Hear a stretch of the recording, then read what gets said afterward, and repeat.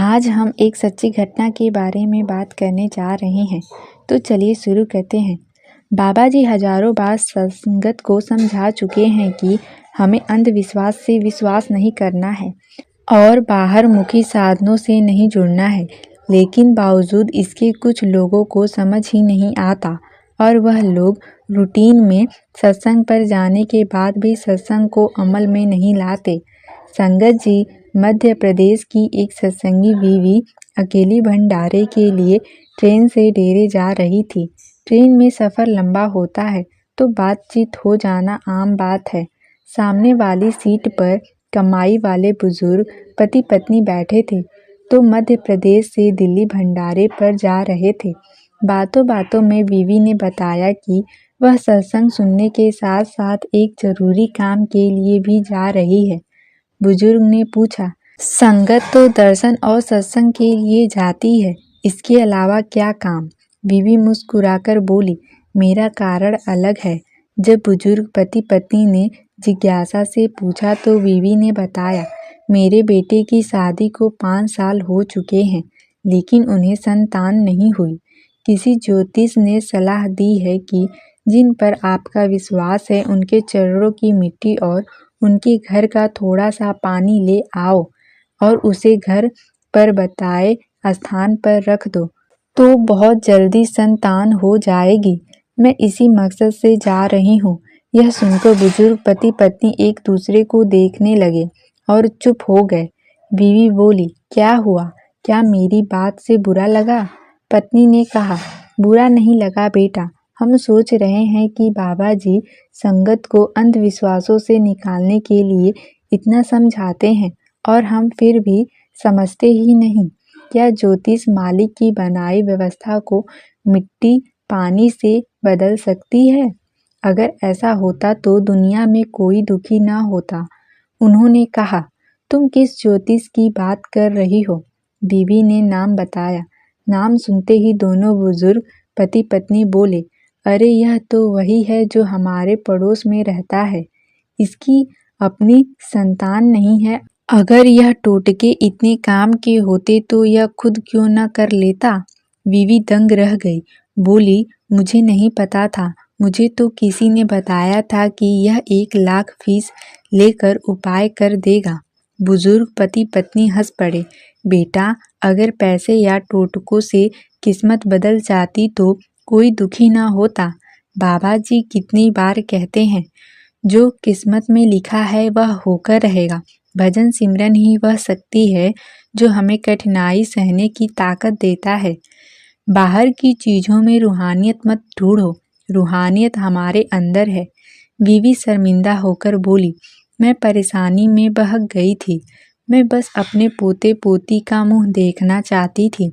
बुजुर्ग बोले, अगर किस्मत में होगा तो जरूर मिलेगा, नहीं होगा तो कोई भी ज्योतिष नहीं दिला सकता।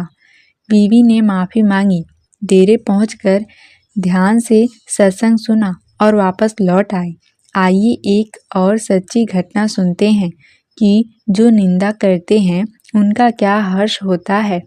संगत जी, एक बार की बात है, किसी राजा ने यह फैसला लिया कि यह प्रतिदिन 100 अंधे लोगों को खीर खिलाया करेगा। एक दिन खीर बनाने वाले दूध में सांप ने मुंह डाल दिया, जिससे दूध विषैला हो गया और उस जहरीली खीर को खाकर 100 अंधे व्यक्ति मर गए। यह देखकर राजा बहुत परेशान हो गया कि अब उसे 100 आदमियों की हत्या का पाप लगेगा। इस चिंता में राजा ने अपना राज्य छोड़ दिया और पाप से मुक्ति पाने के लिए जंगलों में भक्ति करने चल पड़ा। रास्ते में एक गांव आया। राजा ने चौपाल में बैठे लोगों से पूछा कि क्या इस गांव में कोई भक्ति भाव वाला परिवार है, ताकि वह उनके घर एक रात ठहर सके। चौपाल में बैठे लोगों ने बताया कि इस गांव में एक बहन भाई रहते हैं जो खूब बंदगी करते हैं। राजा उनके घर जाकर रात में ठहर गया। सुबह जब राजा उठा तो लड़की सिमरन पर बैठी हुई थी। उससे पहले से उसका रूटीन था कि वह दिन निकलने से पहले ही सिमरन से उठ जाती थी और नाश्ता तैयार करती थी। लेकिन उस दिन लड़की बहुत देर तक सिमरन पर बैठी रही। जब वह सिमरन से उठी तो भाई ने कहा, बहन तू आज इतनी देर से क्यों उठी? हमारे घर मुसाफिर आया हुआ है, इसे नाश्ता करके आगे जाना है, तुझे जल्दी उठ जाना चाहिए था। लड़की ने जवाब दिया, भाई ऊपर एक मामला उलझा हुआ था। धर्मराज को एक उलझन भरी स्थिति पर फैसला लेना था। मैं उस फैसले का इंतजार कर रही थी, इसलिए देर तक सिमरन पर बैठी रही। भाई ने पूछा, ऐसी क्या बात थी? लड़की ने बताया, एक राज का राजा प्रतिदिन 100 अंधे व्यक्तियों को खीर खिलाया करता था, लेकिन एक दिन सांप के दूध में विष डाल देने से 100 अंधे व्यक्ति मर गए।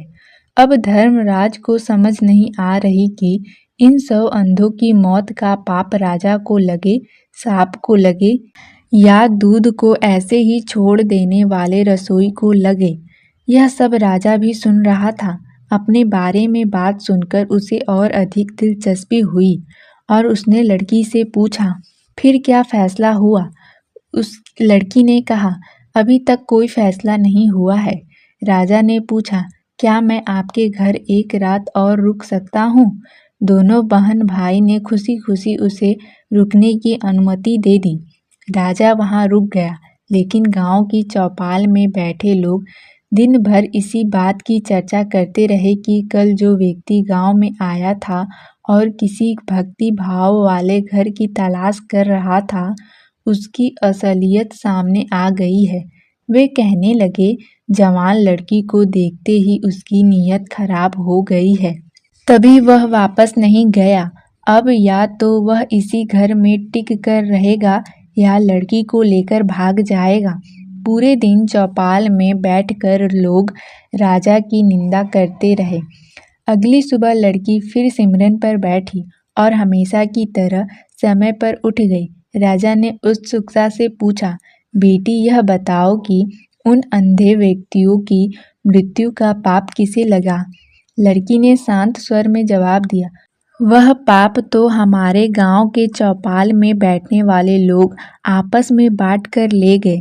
वे पूरे दिन आपकी निंदा करते रहे, इसलिए धर्मराज ने वही पाप उनके हिस्से में डाल दिया। तो देखा आपने, निंदा करना कितना घाटे का सौदा है।